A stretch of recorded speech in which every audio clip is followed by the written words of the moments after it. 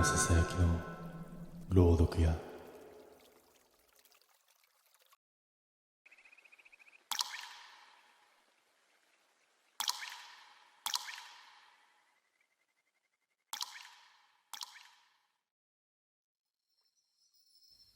あれは俺が小学5年生の頃の話だ。今でも雨の日の夜に公衆電話を見ると胸の奥が冷たくなる。当時俺は母親と二人暮らしだった。父親は俺が小さい頃に家を出て行って、それ以来ほとんど帰ってこなかった。母は昼も夜も働いていて、家にいる時間は少なかったけど、それでも優しかった。だから俺は母の姿を見間違えることなんて絶対にありえなかったんだ。その頃住んでいたのは地方都市の古い団地だった。団地の裏には小さな公園があって、その隅に古びた緑色の電話ボックスが立っていた。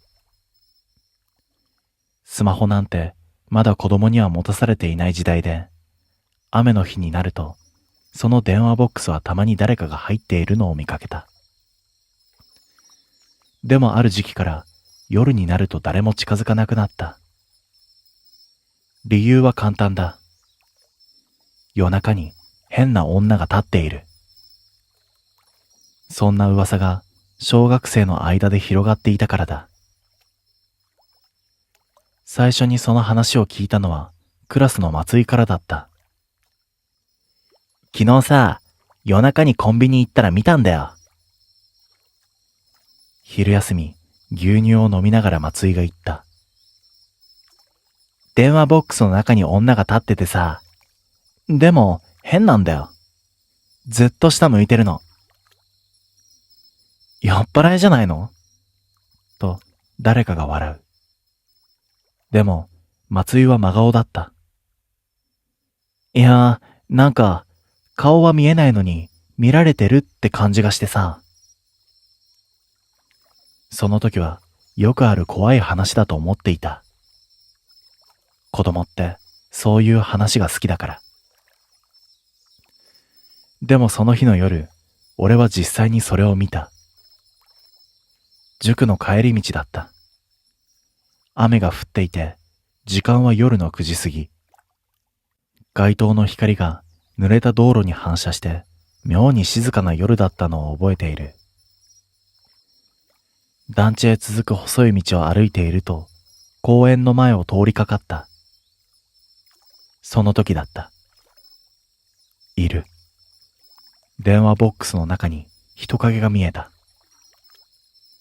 ぼんやりと白っぽい服。長い髪。狭い電話ボックスの中でじっとうつむいて立っている。雨粒がガラスを流れて、その姿が歪んで見えた。俺は一瞬足を止めた。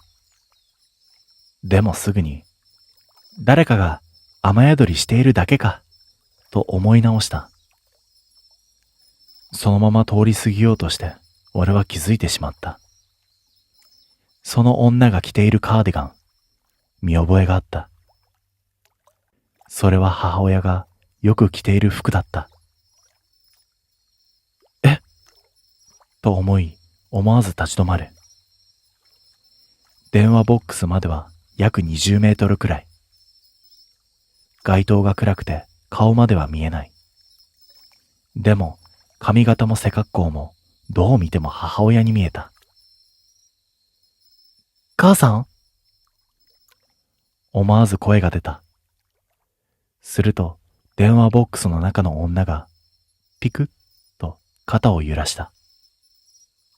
ゆっくり、本当にゆっくりと顔をこちらへ向けようとした。その瞬間背後から、何してるの？と声をかけられた。驚いて振り向くと、そこには買い物袋を持った母親が立っていた。え？頭が真っ白になった。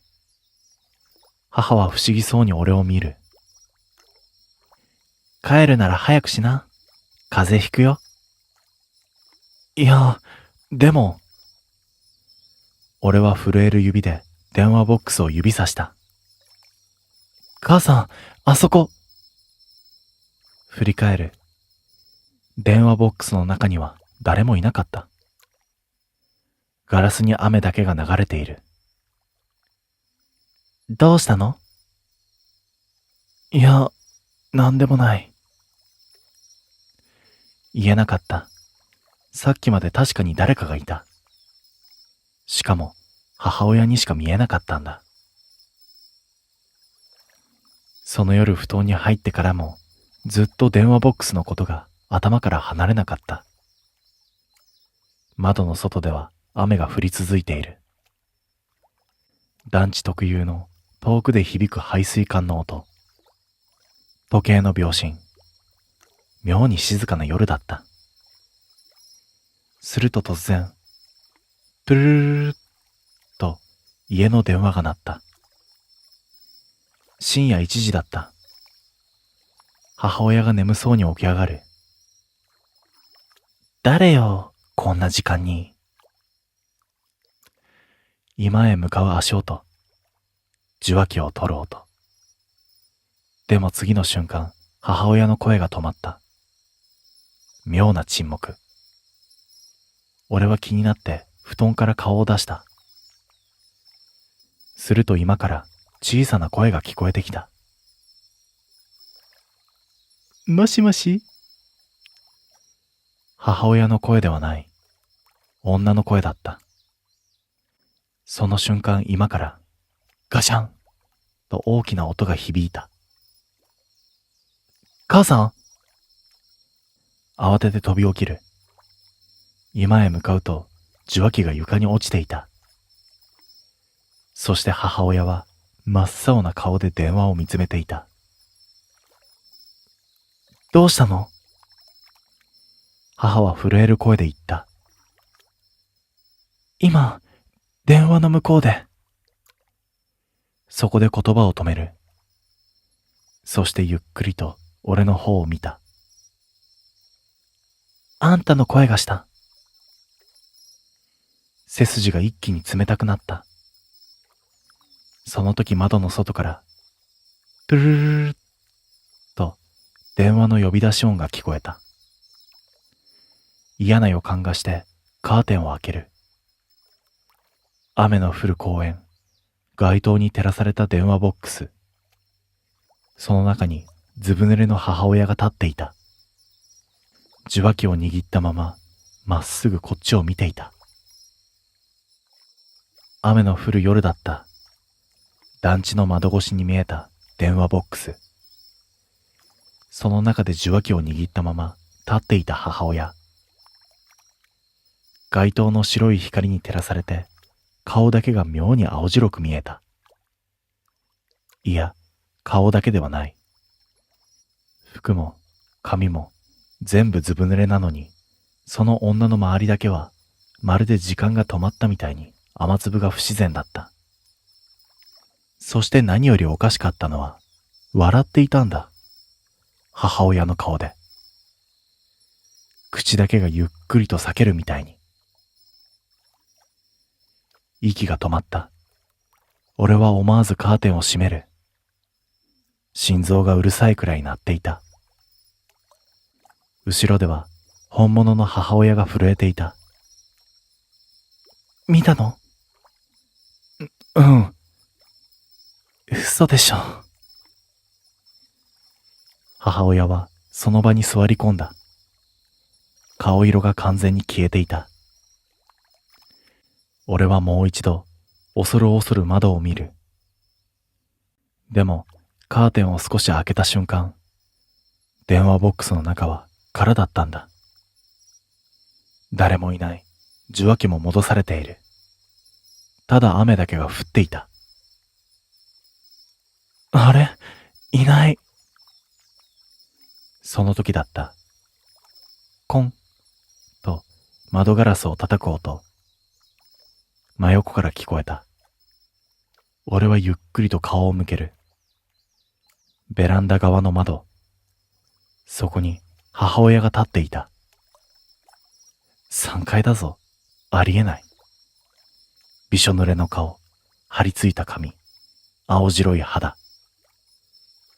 でも、目だけが異様に黒かった。そして、窓ガラスに額を押し当てながら、似た、と笑っていた。母親が悲鳴を上げる。俺も腰が抜けた。次の瞬間、ドンと窓ガラスが大きく揺れた。あれが窓を叩いたんだ。ドンドンドン。ガラスがきしむ。母親と2人で部屋の隅まで逃げた。すると突然、音が止んだんだ。静かになった部屋に雨音だけが響く。しばらくしてから母親が震える声で言った。もう、ここにいる。昔もあったのよ。母親はゆっくりと話し始めた。まだ俺が生まれる前、この団地ではある事件があったらしい。雨の日の夜、公園の電話ボックスから助けてくださいという通報が入った。警察が駆けつけたとき、中には若い母親がいた。でも、その女は錯乱していて、何度もこう言っていた。家の外に私がいる。意味不明だった。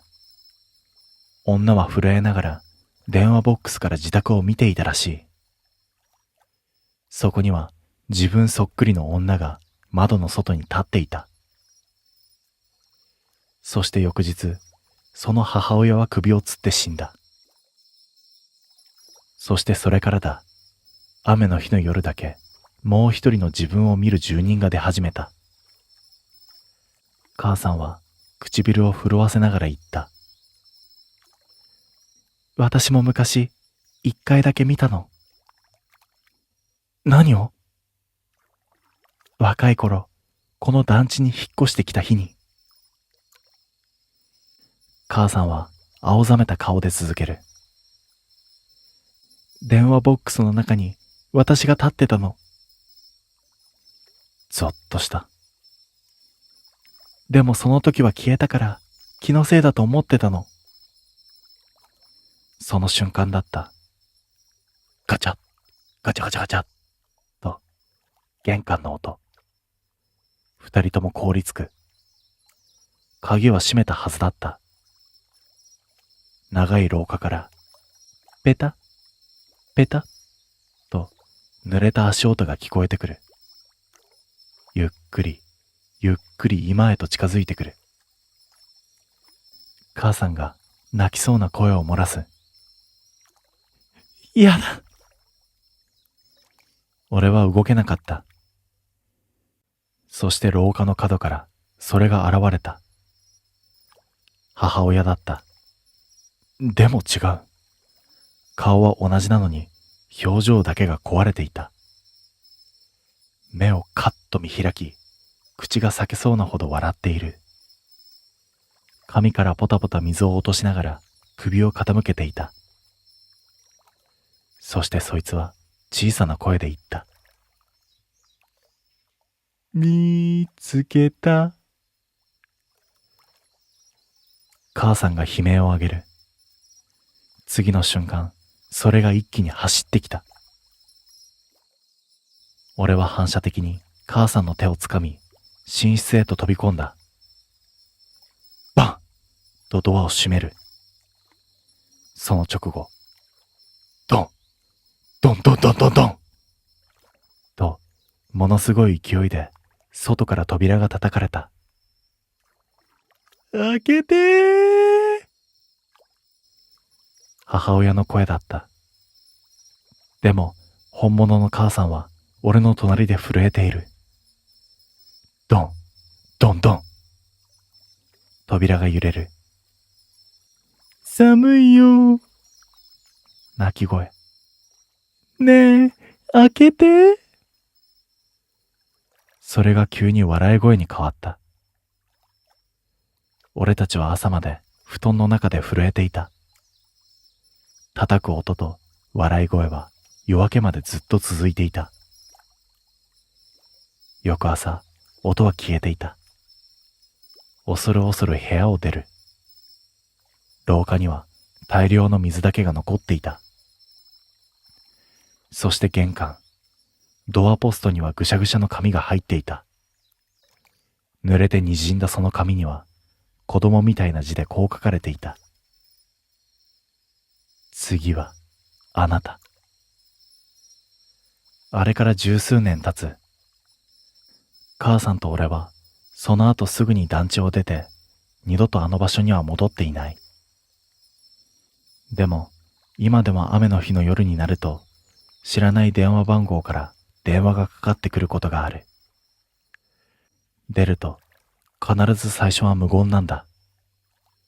そして最後に小さな声でこう聞こえるんだ。今どこにいるの？って。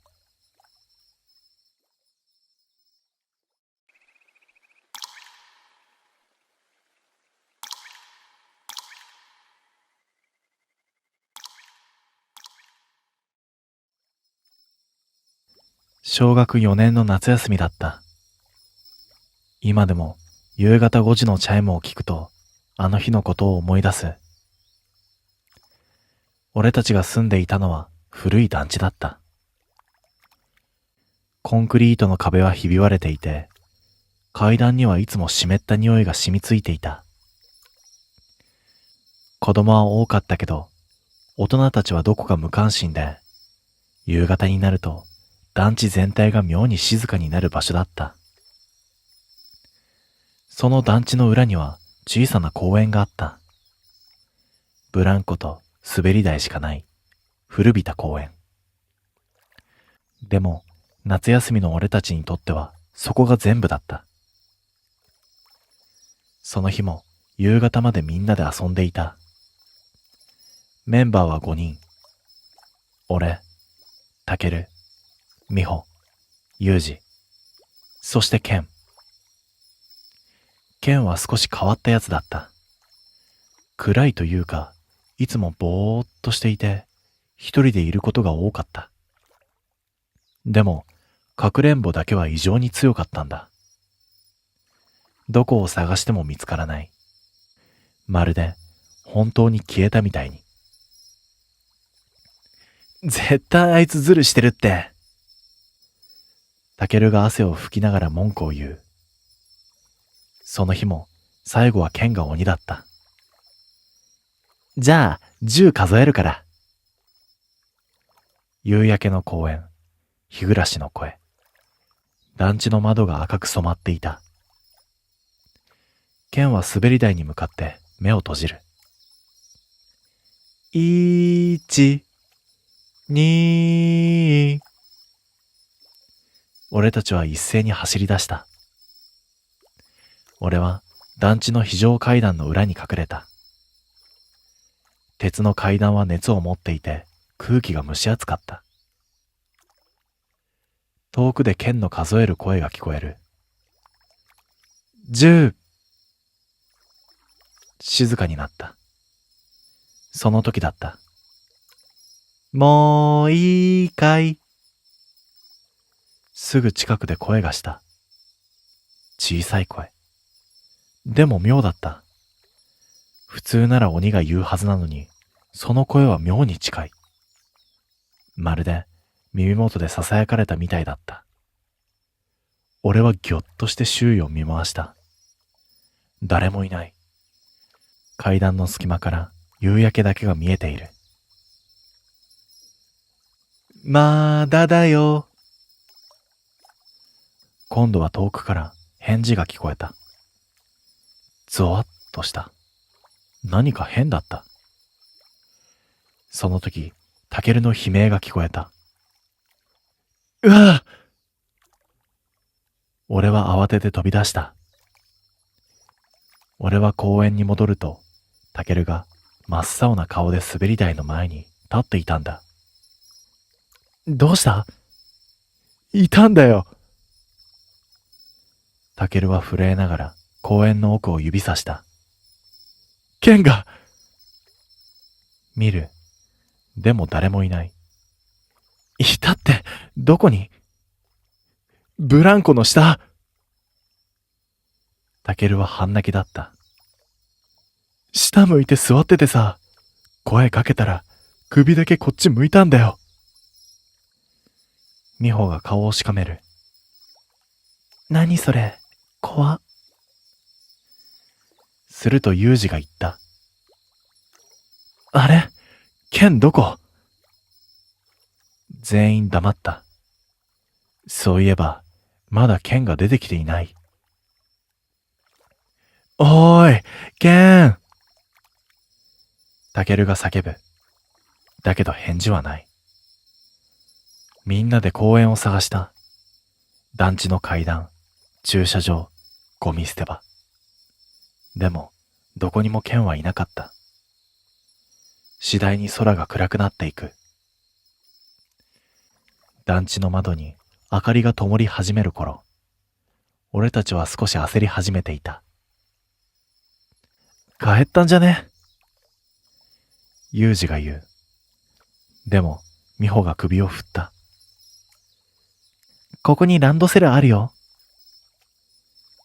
滑り台の横、確かにケンのランドセルが置かれていた。嫌な空気だった。その時、夕方の5時のチャイムが鳴った。団地中に響く、帰宅を知らせる放送。その瞬間だった。公園のスピーカーからノイズが流れた。ザザッ、ザザザザ。全員が顔を上げる。普通ならチャイムが終わったら静かになる。でもその日は違った。ノイズ混じりに誰かの声が聞こえてきたんだ。もういいかい？空気が止まった。子供の声だった。でも間違いなかった。その声はケンの声だったんだ。公園のスピーカーから流れた声。それはノイズ混じりだった。でもその声だけははっきりと聞こえた。ケンの声だった。俺たちは誰も動けなかった。夕方5時の薄暗い公園。赤かった空はいつの間にか灰色になっていた。ザザッとスピーカーがまた鳴る。もういいかい？タケルが泣きそうな声を出した。やめろよ。誰かふざけてんだろ。でも、団地の放送室なんて鍵がかかっている。子供が入れる場所ではない。美穂が震えながら言った。もう、帰ろう。全員すぐにうなずいた。その時だった。まだだよ。今度は背後から聞こえた。一斉に振り向く。団地の1階、暗い通路の奥、そこに誰かが立っていた。それはケンだった。うつむいたまま、じっと立っている。ケン！タケルが叫んだ。でも、ケンは動かなかった。暗くて顔が見えない。ただ異様だった。距離は20メートルくらいなのに、なぜか輪郭がぼやけて見える。空気が揺れているみたいに。お前、どこ行ってたんだよ。俺が言うと、ケンはゆっくりと首を傾けた。ゴキッと変な音がした。それは明らかに人間じゃ曲がらない角度だった。美穂が小さく悲鳴を上げる。その瞬間、団地中の電気が一斉に消えた。バツンと、あたりが真っ暗になる。そして誰かが叫んだ。うわぁ！停電だった。公園も街灯も全部消えた。俺たちは完全な暗闇の中にいた。その時、カツンと足音。団地の通路から聞こえる。カツン、カツン。ゆっくりと近づいてくる。俺は息を止めた。暗闇の向こう、何かがいる。でも見えなかった。すると、すぐ耳元で、見つけた。俺は悲鳴を上げて走った。誰かの手を掴んで、とにかく逃げた。公園を飛び出し、団地の階段を駆け上がる。後ろから足音がついてくる。カツン、カツン。一定の速さで。走っているのに追いつかれる。早く！タケルが叫ぶ。俺たちは3階の美穂の家へ飛び込んだ。ドアを閉め、鍵をかける。全員息がぐちゃぐちゃだった。すると美穂の母親が驚いて出てきた。どうしたの？でも、俺たちは説明できなかった。その時だった。コン、コン。と、玄関のドアが鳴った。全員固まる。コン、コン。また鳴った。誰も動けなかった。するとドアの向こうから声がしたんだ。開けて。ケンの声。美穂が泣き出した。ねえ。コン、コン。開けてよ。コン、コン。まだ終わってないよ。コン、コンコンコンコンコンコン。ドアノブがガチャ、ガチャガチャと動く。美穂の母親が青ざめる。誰？次の瞬間、ドアの郵便受けがバタンと開いた。暗い隙間、そこから目が覗いていた。真っ黒の目、ギョロッと動いて俺たちを見ていた。美穂の母親が悲鳴を上げた。すると突然、キンコンカンコン。また夕方のチャイムが鳴った。時計を見る。夜の9時だった。ありえない。でも団地中にあの音が響いていたんだ。そして放送が流れる。良い子はお家へ帰りましょう。まだ帰ってない子がいますよ。全身の血が冷えた。隠れている子は、そこで放送が止まる。数秒の沈黙。そして、見つけました。すると玄関のドアが、ドンと内側へ歪んだ。ドン、ドン、ドン。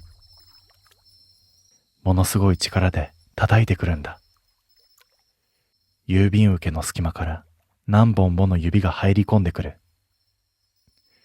細くて白い指、ぐねぐね動きながら中を探っているんだ。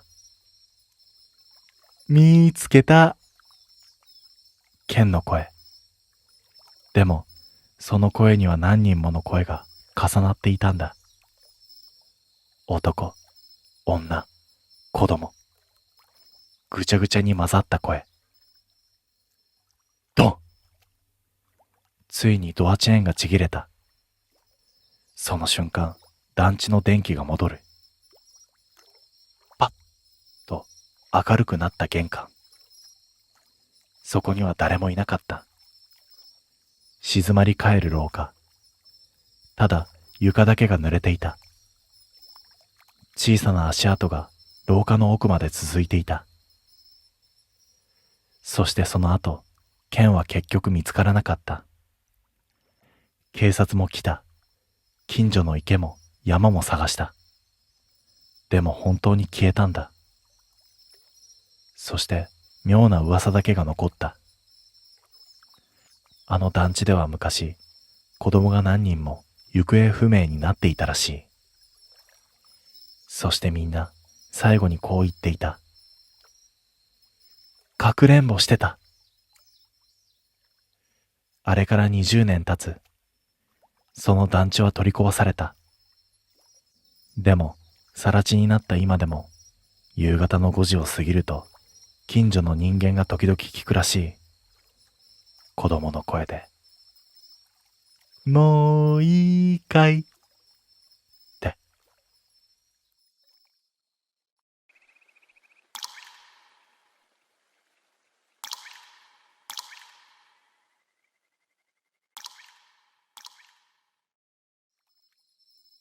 あれは、俺が中学1年の夏だった。あの時の映像を見てから、俺は録画された自分が苦手になった。写真も動画も長時間見れない。たまに思うんだ。もし画面の中に自分ではない何かが混ざっていたとしても、人は気づけるのかなって。当時父親は古いものを集めるのが趣味だったんだ。中古のラジオ、壊れた時計、誰のものかわからない家具。休日になると解体前の家やリサイクルショップを回って、いろんなガラクタを持ち帰ってきていた。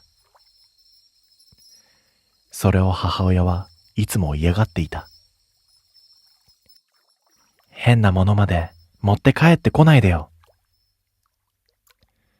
でも父親は笑うだけだった。掘り出し物ってのはな、こういう中にあるんだよ。家の裏には小さな倉庫があった。そこに親父の集めたものが山みたいに積まれている。俺はその倉庫が嫌いだった。夏でも妙に湿っぽくて空気が重い。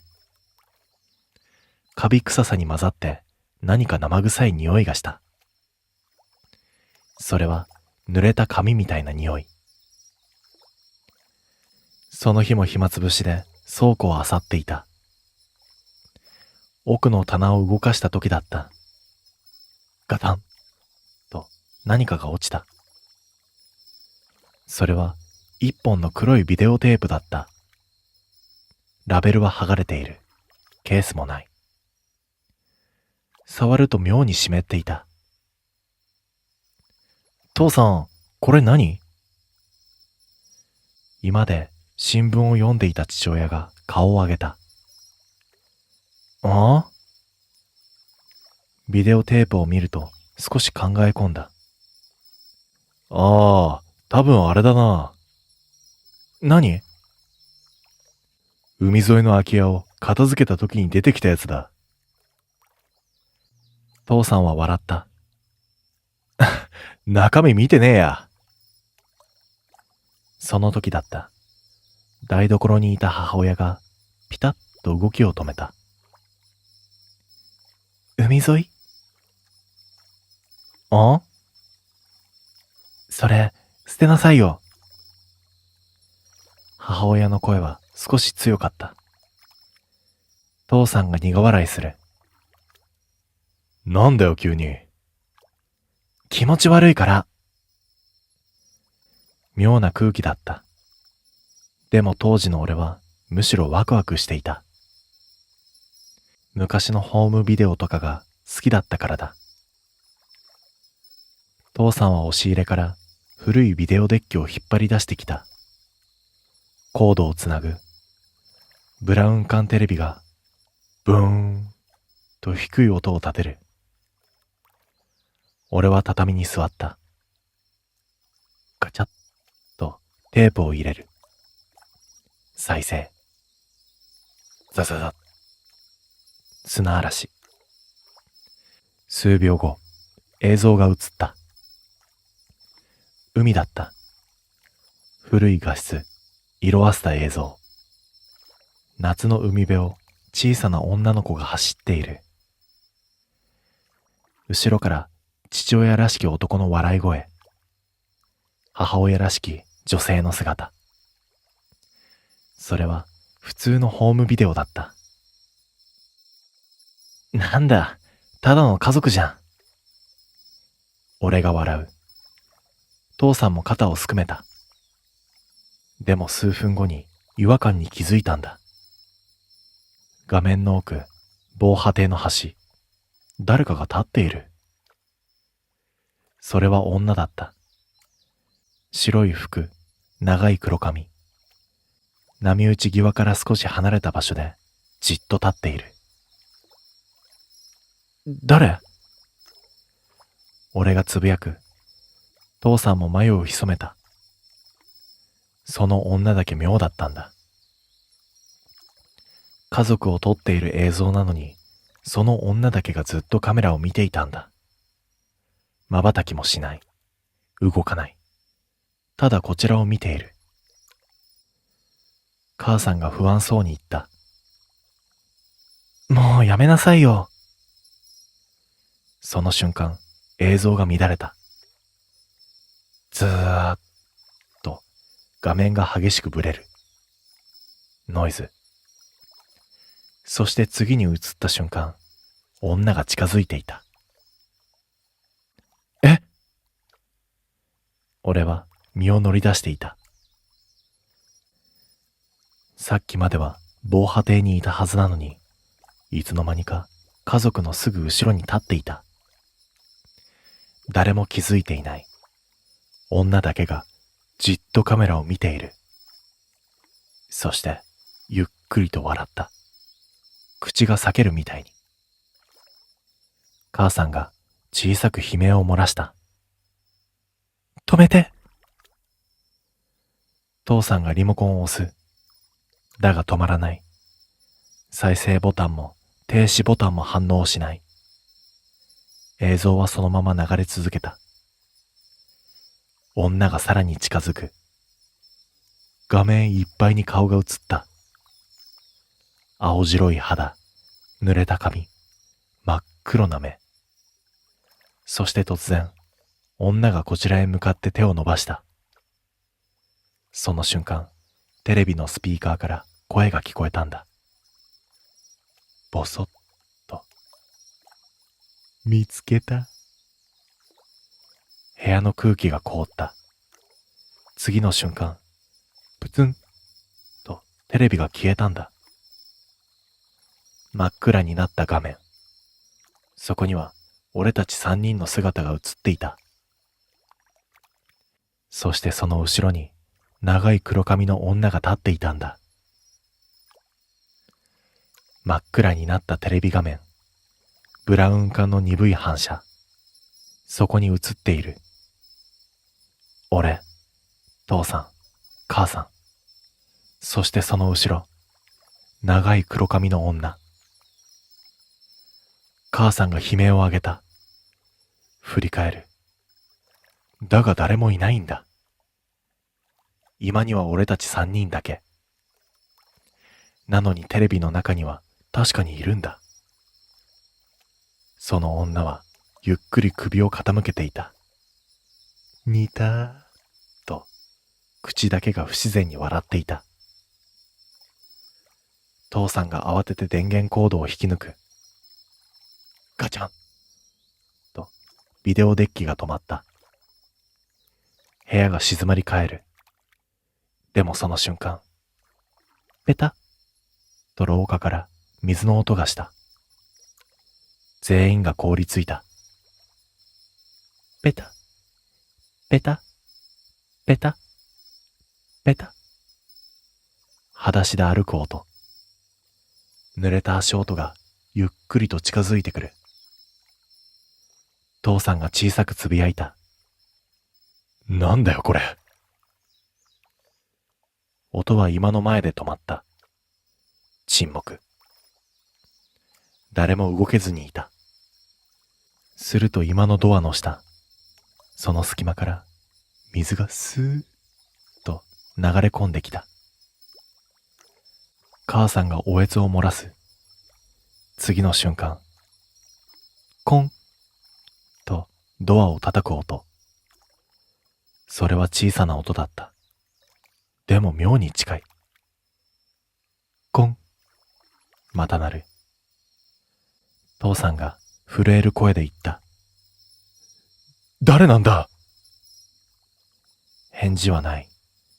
だけどその代わりにドアの向こうからノイズの音が聞こえてきた。ザザ、ザザザ。まるでテレビの砂嵐みたいに。しかもそのノイズに混ざって誰かが笑っていたんだ。女の声だった。ケタケタケタケタケタ。その瞬間、テレビが勝手についた。プツンと砂嵐。ノイズだらけの画面。そして突然映像が切り替わった。そこに映ったのは今の今だった。え？俺たち3人が映っている。それは真正面から。まるで誰かが部屋の中で撮影しているみたいに。でもおかしい。カメラなんてない。しかも映像は少し遅れていた。数秒前の俺たちがそこには映っている。父さんがテレビへ近づいた。画面の中の父さんも数秒遅れて近づく。その時だった。映像の奥、廊下の暗闇に女が立っていた。現実の廊下には誰もいないんだ。なのに映像の中だけにいる。長い髪を垂らし、うつむいたまま立っている。母さんが震えながら後ずさった。すると画面の中の女がゆっくりと顔を上げた。真っ黒な目、避けるような笑顔。そしてカメラへ向かって歩き始めたんだ。ペタ、ペタ。その足音が現実の廊下からも聞こえてくる。映像と現実が同じ動きをしていたんだ。やめろ！父さんがテレビを殴る。ガン！と大きな音を立て、画面が揺れた。でも映像は止まらなかった。女はどんどん近づいてくる。ついには画面いっぱいに顔が映った。その瞬間、映像の中の女が突然こちらを指さした。そして、いた。低い声。その直後、ガタン。俺たちの背後で音がしたんだ。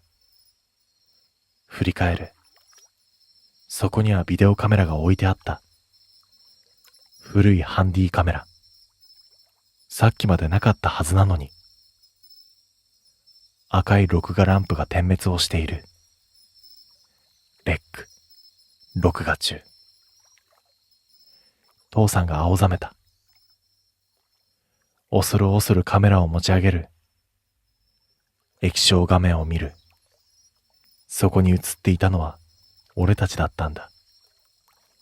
今、この部屋にいる俺たち。でも映像の中の俺たちの後ろには女が立っていた。しかも少しずつ近づいてきている。現実にはいない。なのにカメラには映るんだ。母さんが泣き叫んだ。父さんがカメラを床へ叩きつけた。バキンと音を立て壊れた。だがテレビ画面の映像だけは続いているんだ。画面の中で女が俺のすぐ後ろまで来ている。俺は動けなかった。すると映像の中の俺の耳元へ女が顔を寄せた。そして小さく囁いたんだ。見つかったら終わりだよ。その瞬間、テレビがプツンと消えた。部屋が真っ暗になる。数秒後、電気が戻った時には全部消えていた。女も映像も水も。まるで最初から何もなかったみたいに。ただ壊れたビデオカメラだけが床に残っていた。その後父さんはあのテープを処分した。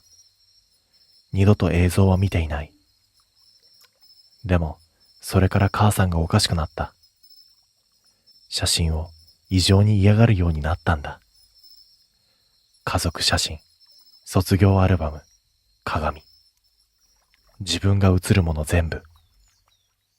そして時々、怯えた顔でこう言うようになった。後ろにいる。最初は意味がわからなかった。でもある日、母さんが昔のアルバムを全部燃やしているのを見つけた。泣きながら。なんで毎回いるのよ。その写真を見た。家族写真だった。七五三、運動会、旅行。どの写真にも少し離れた場所にあの女が写っていたんだ。全部、ずっと前から。